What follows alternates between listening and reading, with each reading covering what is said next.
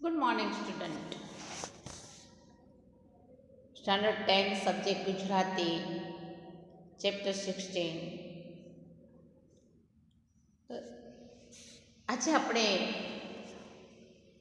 એક સરસ મજાની પહેલાં પાઠને શરૂ કર્યા પહેલાં એક સરસ મજાની હું તમને વાત કરીશ કે સંસ્કૃતમાં એક સરસ મજાનો શ્લોક છે, સુભાષિત છે કે દશક ઉપર સમૂહવાપી, દશક ઉપર સમૂહવાપી, દશવાપી સમૂહદ, દશવાપી સમૂહદ, દશહદ સમૂહપુત્ર, દશપુત્ર સમૂહિમ.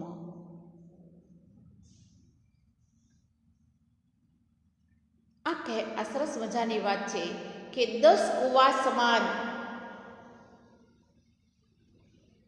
એક તળાવ છે,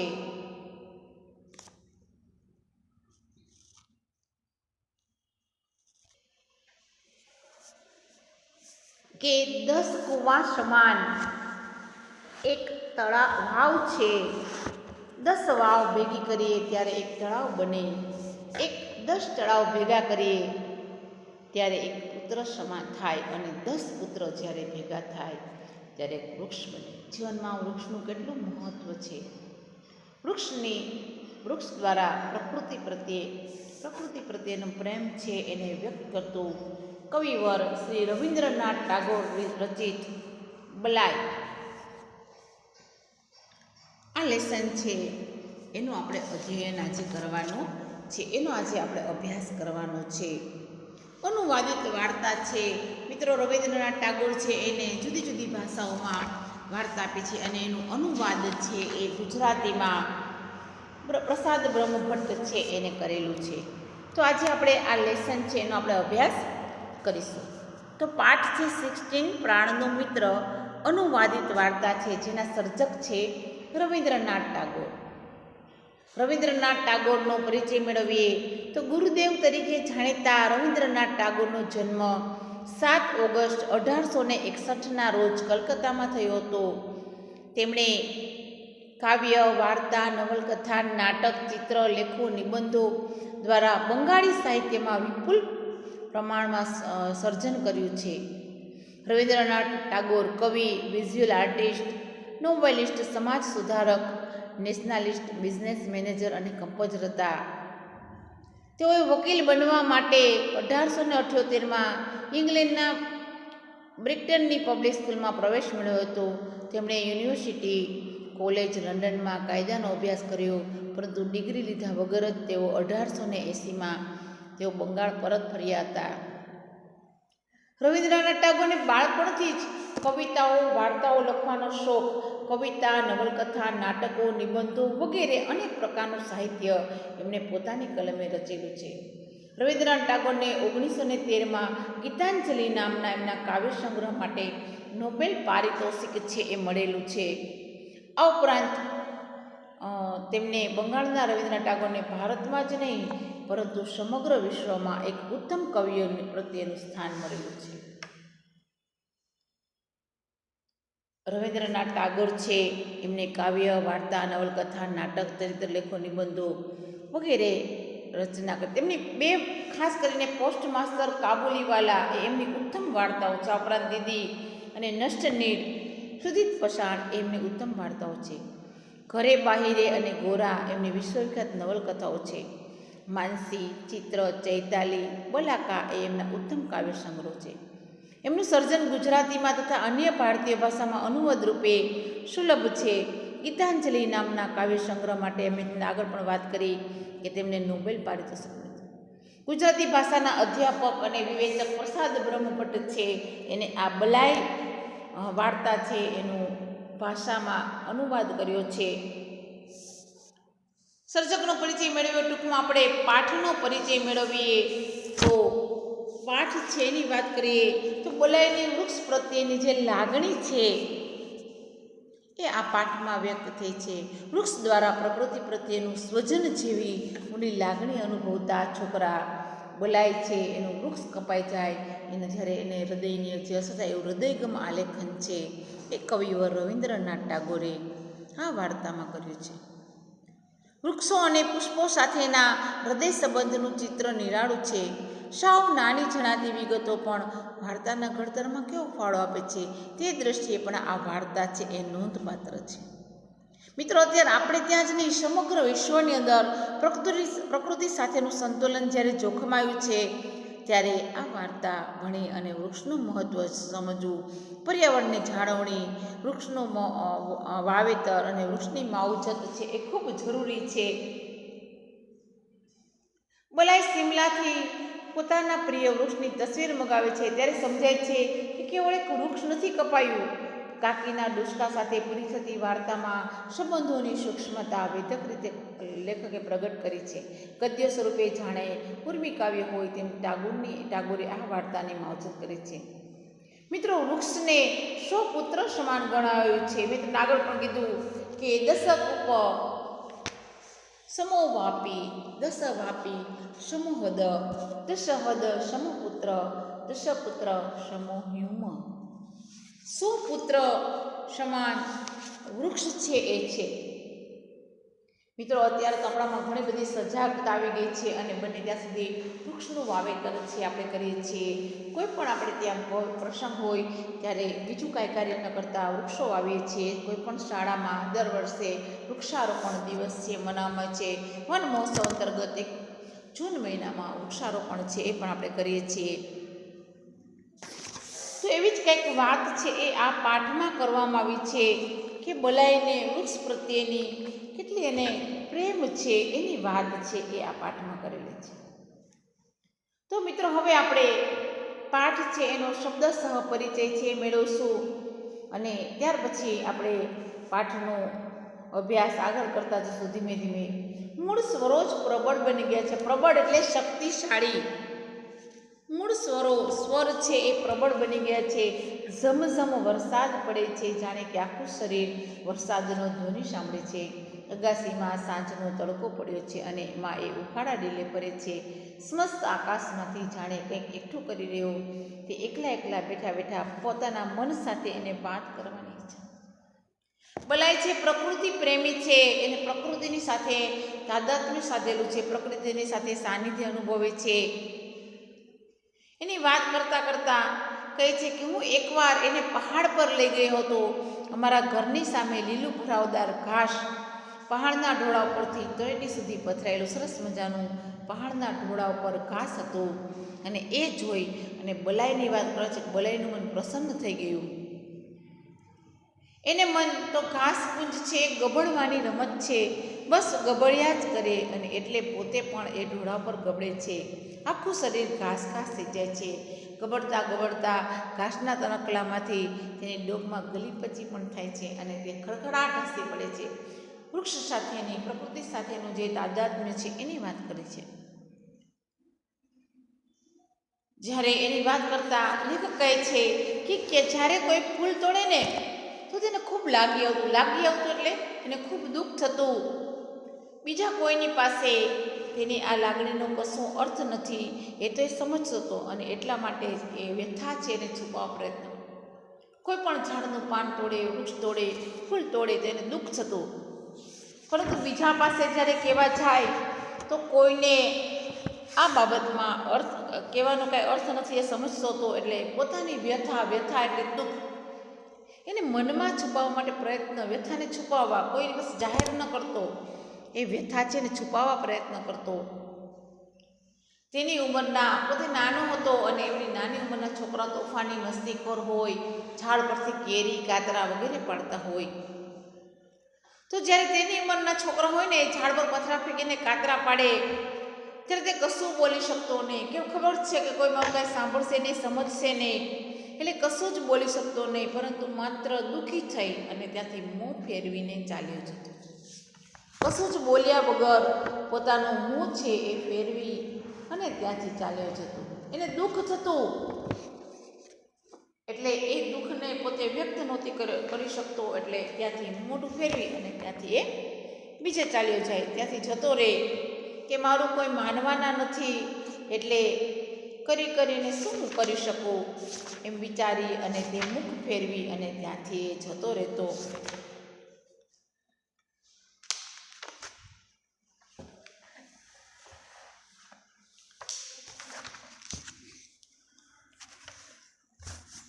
મજૂરો જે દિવસે ઘાસ કાપવા આવતા, મજૂરો ત્યાં ઘાસ છે એ કાપવા આવતા,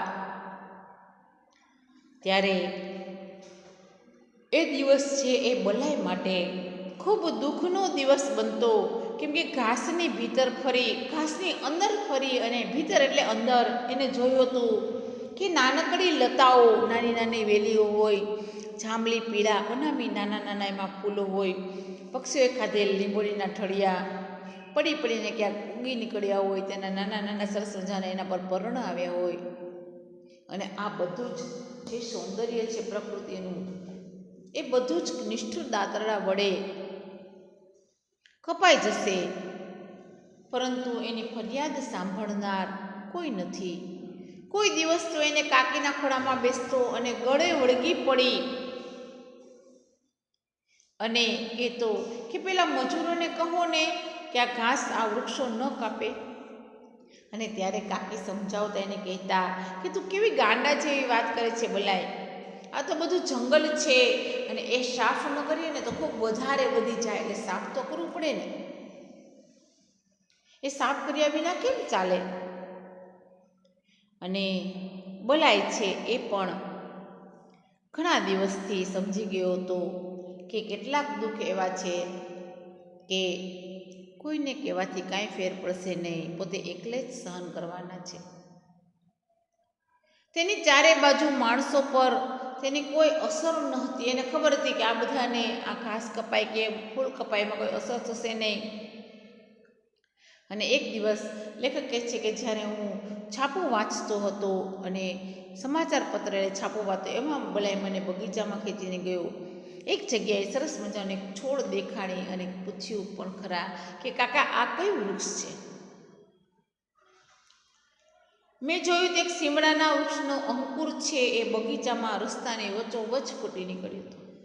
સીમડાનો વૃક્ષ છે એનો અંકુર છે એ વચ્ચોવચ્ચ ફૂટી નીકળ્યો હતો. એ લેખકે જોયું. હાય બલાઈ, મને બોલાવી જવામાં ભૂલ કરી હતી. આનો પ્રથમ અંકુર જેવો ફૂટ્યો તેવો જ બલાઈની નજરે ચડ્યો. તે પછી દરરોજ બલાઈ પોતાના હાથે થોડું થોડી પાણી પાતો અને સવાર સાંજ છોડ કેટલો વધ્યો તેની વ્યાકુળ બની તપાસ કરતો. શીમડાનું વૃક્ષ ઝડપથી ઉગે છે, પણ બલાઈના ઉત્સાહને તે કેવી રીતે આંબી શકે?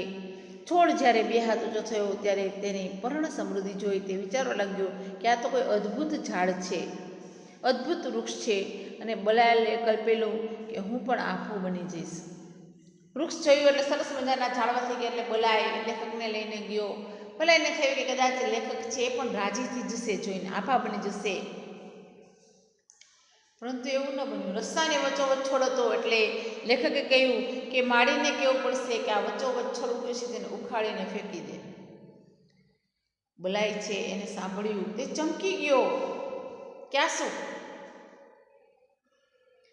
અને કેવી ભયાનક વાત! તે બોલ્યો, નાના કાકા, તમારા પગે પડું છું, તમે આ વૃક્ષ છે ને ઉખાડશો નહીં.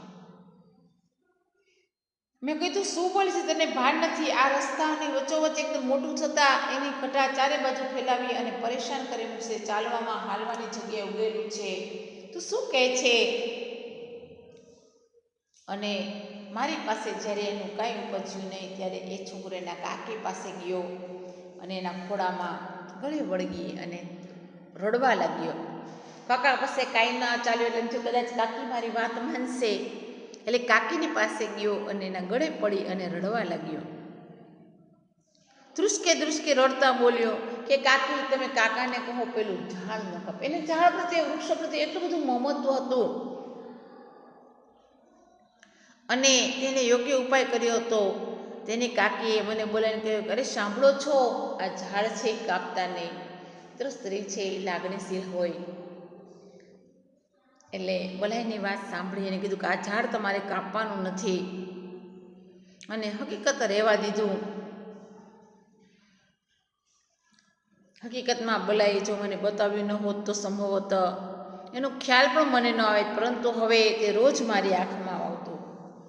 વરસ દહાડામાં તો એ ઝાડ છે એ નિર્લજની જેમ ખૂબ વધી ગયું. નિર્લજ્જ શબ્દ વાપર્યો છે. નિર્લજ્જ એટલે શરમ વગર. એવું કીધું કે વર્ષની અંદર એ ઝાડ છે તો નિર્લજ્જની જેમ ખૂબ ઉગી નીકળ્યું. નિર્લજ્જ એટલે લજ્જા ન હોય તેવું, એને નિર્લજ્જ કહેવાય.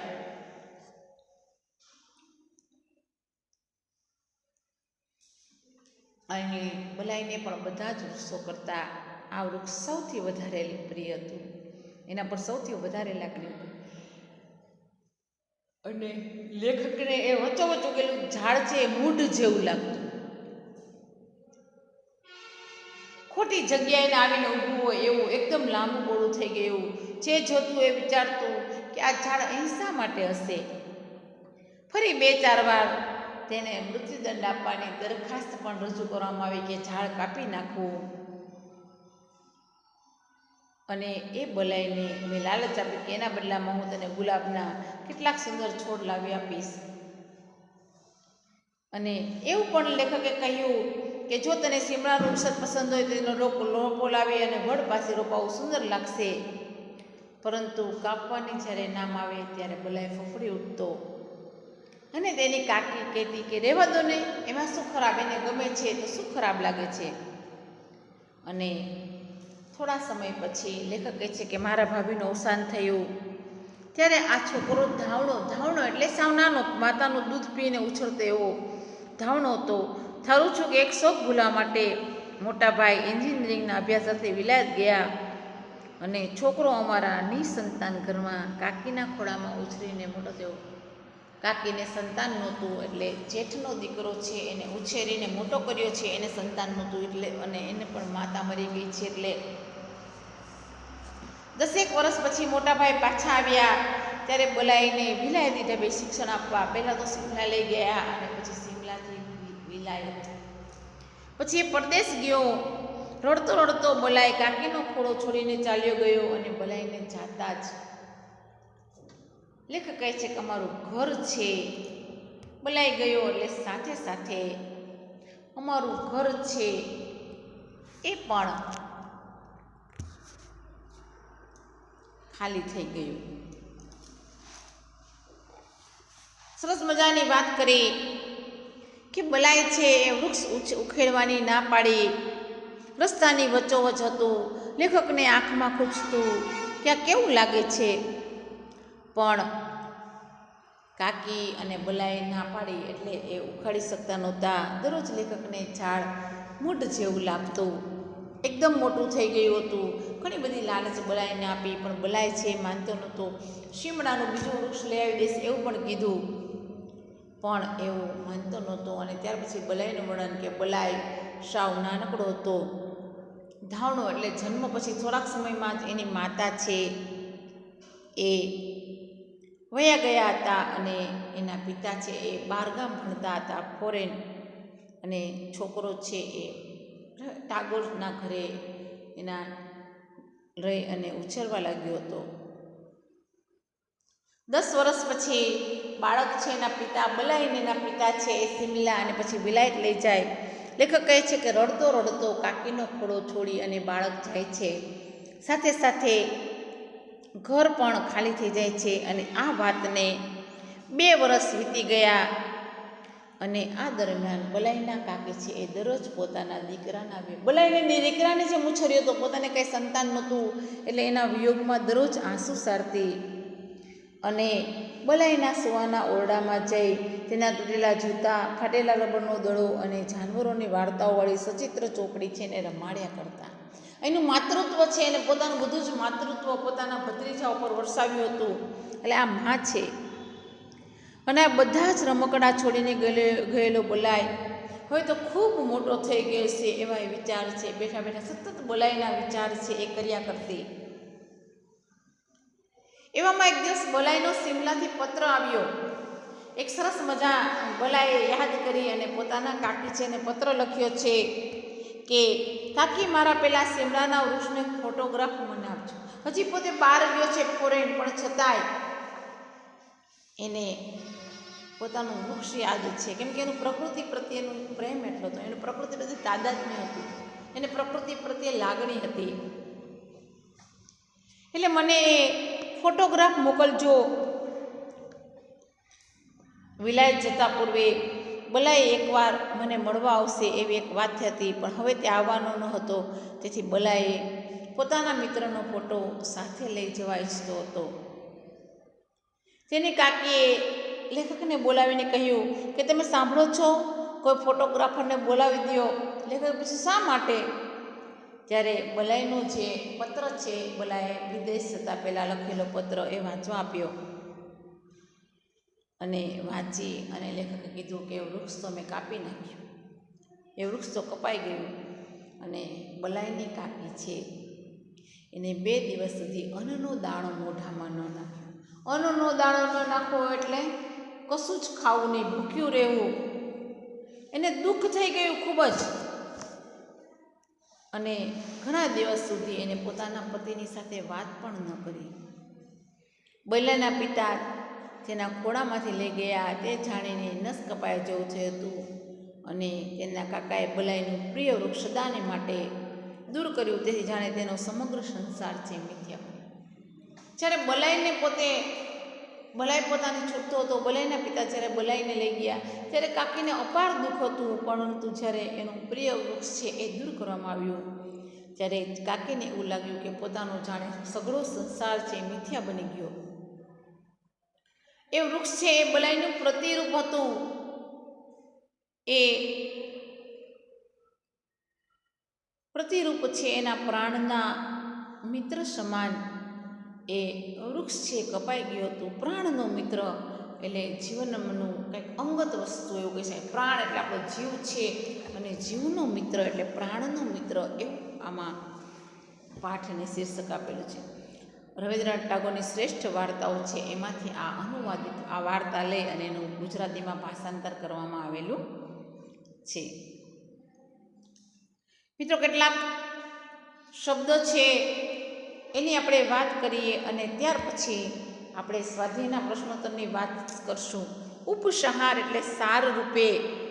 નવાંકુર, નવ વત્તા અંકુર એટલે ન્યૂ અંકુર, નવા અંકુરે નવા ફણગાઓ. પદાર્થ એટલે વસ્તુ, દ્રવ્ય. વાયસ્ય ભાવ એટલે કે મિત્રતા. અરણ્ય એટલે જંગલ અથવા વન. બકુલ વૃક્ષ એટલે બોરસલીનું, ઓરસલી નહીં, બોરસલી મિત્ર આવશે ત્યાં. ધ્વનિ એટલે સ્વર. ઝુલુક એટલે સ્વર્ગ. સ્મૃતિ એટલે સ્મરણ. બલાય એટલે પાત્રનું નામ છે. પ્રસન્ન એટલે આનંદિત. ધાત્રી એટલે પાલન કરનાર. પ્રલાપ એટલે અસંગત બબડાટ. પ્રલાપ એટલે અસંગત બબડાટ. પુંજો એટલે ઢગલો. પ્રકૃતિ એટલે સ્વભાવ, અને ભીતર એટલે અંદરની બાજુએ. ત્યાર પછી વિરુદ્ધાર્થી શબ્દો છે કેટલાક. તો ભીતર તો બહાર, નિષ્ઠુર તો દયાળુ, જન્મ તો મરણ, અને ધ્યાન તો બેધ્યાન.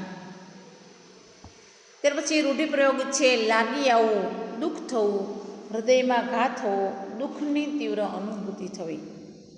ત્યાર પછી કેટલાક શબ્દ સમૂહ માટે એક શબ્દ છે કાયમી મુસાફરી કરનાર. તો ચીર પથિક, જેમાં સમયની મર્યાદા ન હોય તેવું નિરવધિ, અનંત. સમાન ગુણ હોવાપણું તો કે પ્રતિરૂપ. પ્રતિરૂપ છેલ્લી પંક્તિમાં છે કે એ વૃક્ષ તેના બલાઈનું પ્રતિરૂપ, એટલે બલાઈ હાજર છે, બલાઈના સમાન ગુણવાળું એ વૃક્ષ તો પ્રતિરૂપ એટલે. ત્યાર પછી મિત્રો કેટલાક MCQ છે, તમારામાં 3 આપ્યા છે, એના પછી વધારાના પણ મેં 2-3 તમને આપેલા છે. કે પ્રાણનો મિત્ર વાર્તા આપણને શેની માવજત માટે જાગૃત કરે છે? તો એમાં આવશે પર્યાવરણની. બલાઈને સૌથી વધુ આકર્ષણ કયા વૃક્ષનું હતું? તેમાં આવશે શિમળાના વૃક્ષનું. બલાઈને ઉછેરીને કોણે મોટો કર્યો હતો? તેનો જવાબ હશે કાકીએ. બલાએ ક્યાંથી પોતાના પ્રિય વૃક્ષની તસવીર મંગાવી છે? શિમલાથી. બલાઈનું મન પ્રસન્ન કેમ થઈ ગયું? બલાઈનું મન સરસ મજાનું લીલું ઘાસના પહાડો જોઈને.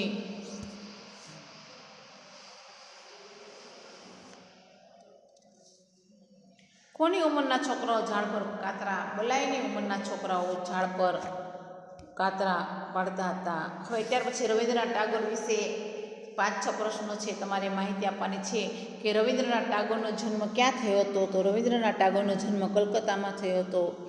રવિન્દ્રનાથ ટાગોરે કઈ ભાષામાં વિપુલ સાહિત્ય સર્જન કર્યું? તો રવિન્દ્રનાથ ટાગોરે બંગાળી ભાષામાં વિપુલ સાહિત્ય સર્જન કર્યું. રવિન્દ્રનાથ ટાગોરની વિશ્વવિખ્યાત નવલકથાઓ કઈ છે? તો કે ઘર બાહિરે અને ગોરા. રવિન્દ્રનાથ ટાગોરના કોઈ પણ એક કાવ્ય સંગ્રહનું નામ આપો. તો માનસી, ચૈત્રા, ચૈતાલી, બલાકા વગેરે. રવિન્દ્રનાથ ટાગોરને કયા કાવ્ય સંગ્રહ માટે નોબેલ પારિતોષિક મળ્યું હતું? તો ગીતાંજલિ નામનો એમનો કાવ્ય સંગ્રહ છે, એના માટે એમને નોબેલ પારિતોષિક મળ્યું. રવિન્દ્રનાથ ટાગોરની કોઈ પણ એક ઉત્તમ વાર્તા, તો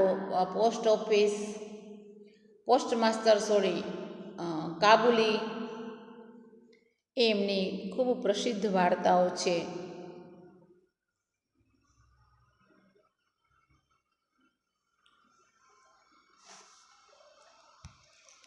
ત્યાર પછી 2-3 વાક્યમાં તમારા પાઠ્યપુસ્તકમાં મિત્રો આપેલા છે કે 2-3 વાક્યમાં પ્રશ્નના જવાબ આપો અને 3-4 વાક્યમાં.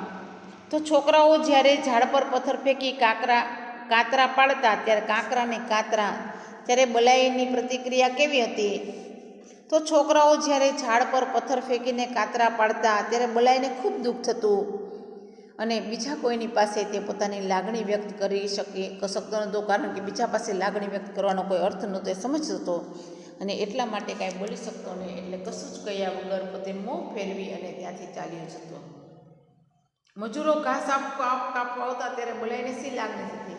તો મજૂરો જે દિવસે ઘાસ કાપવા આવતા એ દિવસે બલાઈનો સૌથી વધારે દુઃખનો દિવસ બની જતો.